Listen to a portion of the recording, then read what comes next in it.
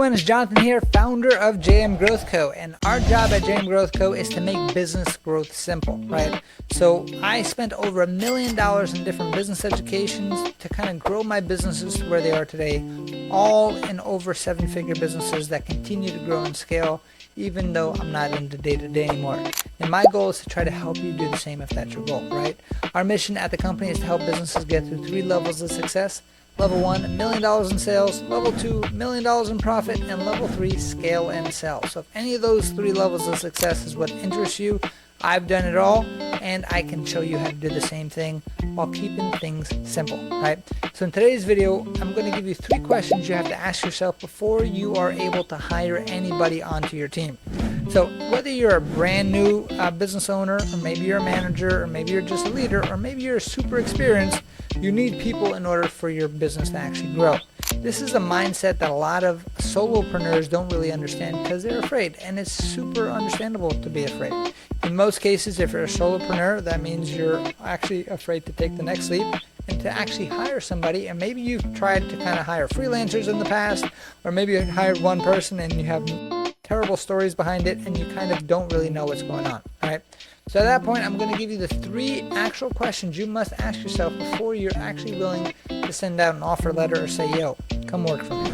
So the 3 things you have to actually analyze to see if this person is going to be a good fit for you is going to be, are they able, are they willing, and are they a good cultural fit, right? So let's break that down, what that actually means. So now if you're just starting off or you're a smaller business, hiring the wrong person might be the difference between you actually making money as a business owner or the employee making more money than you and not producing as enough from you so the business can continue to grow itself. I've been there many times and it can be frustrating. But once I actually learned this trick of the 3 different questions to ask myself to analyze it, now it kind of gave me a much better shot to make sure I'm picking the right person. So the first thing is going to be, are they able, right?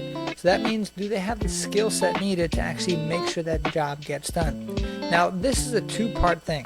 So are they able? In order for you to analyze are they able, that means you have to be super clear on exactly what you want that position to do. Now, if you're a first-time business owner, or maybe you're an entrepreneur that's 1 or 2 person only, and you're kind of spread thin and you do everything, the biggest mistake that you can actually have is, hey, I do everything, so I want to hire somebody else, and they should be able to do what I do. And this is a trap I fell into time and time again. And once I understood the power of kind of setting up your business to whatever level that you want and kind of actually doing the planning, doing things like organizational charts, doing things like setting up position agreements, which we'll talk about in detail in other videos on the channel, so make sure you subscribe. What winds up happening at that point is now you just hire this person. They have some common sense because you have common sense. You figured it out, so that means somebody else can figure it out, and all of a sudden they fail all the time. So they might have been able to get the job done, but the problem is they weren't clear on what their job actually was because their job was 16 other roles. So when you are hiring somebody, the rule of thumb that I kind of did, if I ever want to replace myself at a certain action, in most cases I need 2 to 3 people to handle one task, just so that I can kind of replace myself because I was that guy who was doing everything in the beginning, right? So as long as you're clear on what their expectations are for that role, and for that you should set up an organizational chart and a position agreement. If you don't know what I'm talking about, subscribe to the channel and check out more videos on that, or just go to our website, jmgrowthco.com, and find out one of the programs that might be able to help you kind of coach you through all that itself. But if you are super clear on what that job entails, now it comes down to, do they have the skill set, right? Are they able to actually get the job done? So for instance, if it's a bookkeeping job, do they have bookkeeping experience? And then you want to actually ask yourself and ask them actual questions. How do you actually find out if they're able to do something? During the interview process, don't be afraid to test them. And I don't mean verbal testing, because if you're hiring something that's not your strong suit, like for instance with me, bookkeeping, I had no idea what bookkeeping was in the very beginning, so I would have just hired anybody and I had no idea if that person was good or bad, right? But for instance, if you're hiring a video editor as an example, part of our interview process is we'll send them a video and they have to now edit it, and that's part of their interview to see if they're actually able to do the job. So find out a creative way where you can potentially have a small test for that person. That person will actually do part of the job to see what actual baseline looks like for this individual, to see if they're actually able to do it. Because a lot of people will wind up hiring people just based on the resume, just based on how they interview, and somebody can be a great BS artist and not actually have the skill set. So you want to do as much testing as possible before you hire that person. That kind of handles the able part. And that's pretty self-explanatory. Most people think about, okay, if I'm going to hire somebody, I want to make sure that they're able to do it. Now, the second thing that most people forget is going to be, are they willing to do the job, right?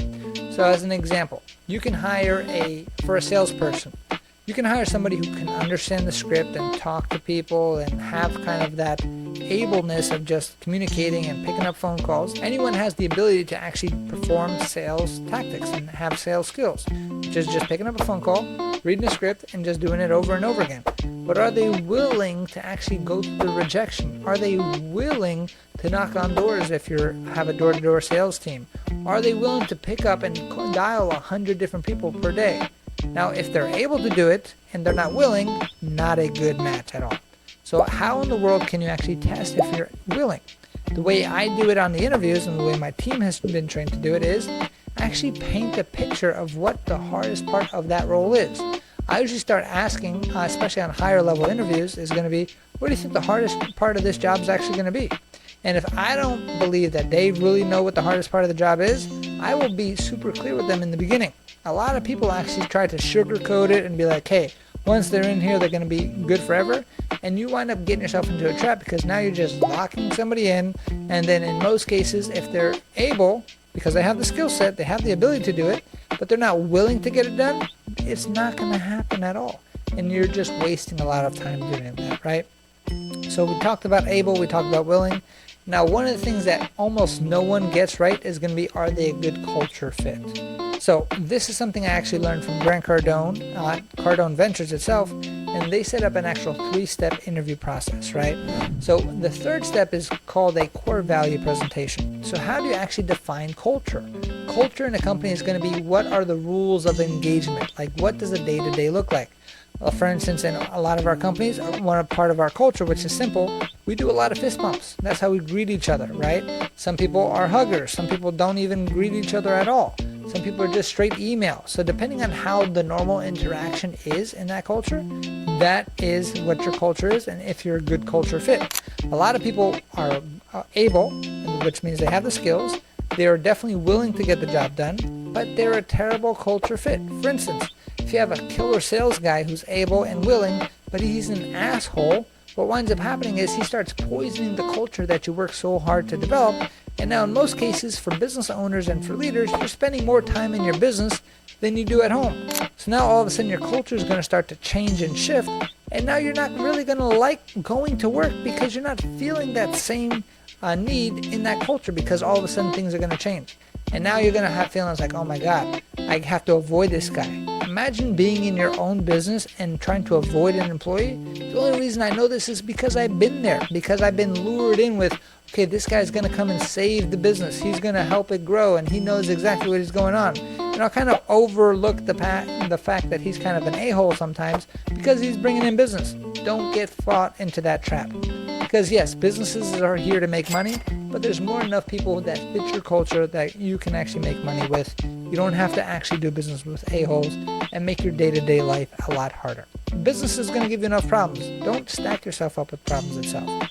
So how do you know and how do you test for a culture fit? We do core value presentations, which means that we've set up core values for our businesses, and all of our businesses operate on the same 3 core values, which is going to be integrity, accountability, and results oriented. And we created our own definitions for those core values.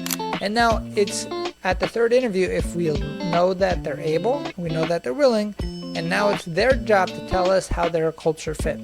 So we're then going to say, okay, based on these core values that we have, we want you to give us a 5 to 10 minute presentation on exactly how you believe you're a good culture fit with us on these core values, and how you live in these core values on a day-to-day. And you will be surprised how many people actually disappoint you on this last interview, because they were amazing on interview 1, amazing on interview 2, and then they just shit the bed on this last interview itself, right? So the main things that you have to watch out for before you hire anybody is going to be, ask yourself, are they able to do the job? Are they willing to do the job long term? And are they a good culture fit? If any one of those three is not right, I would recommend passing and going on to the next one. Now, I know what you're going to say. Hey, John, I can't hire anybody. The job market is tough. I hear you. I'm in the same job market itself. You have to actually set up a system in place just for recruiting purposes and make sure that that can be automated. Depending on how much infrastructure you have or how big your company is, we have different levels of actual systems that we can just plug and play into your business to make sure recruiting new employees is a thing of the past when it comes to a headache, because we can just pretty much put that thing on autopilot for you and make it as simple as possible as you want, no matter what level of business that you are in. So if you want to learn more about how to hire the right people, how to set up an organizational chart, how to do things like position agreements, how to set up an interview process that can be automated where you don't have to be tied to all this stuff while you are running the business or working on the business itself, check out our website, jmgrowthco.com. Again, jmgrowthco.com. We've got a bunch of different courses and products out there for you. Everything from like live training events to personal one-on-one coaching with our business coaches itself, online courses if you want to kind of do things yourself, and so many different live workshops and all that, with the goal of making business growth simple. Again, our mission is to help businesses get through 3 levels of success. Level 1, $1 million in sales. Level 2, $1 million in profit. And level 3, sell and scale if that's what they're after as well. So if you are interested, again, check out our website, jmgrowthco.com. Again, jmgrowthco.com. Thanks, and I'll see you soon.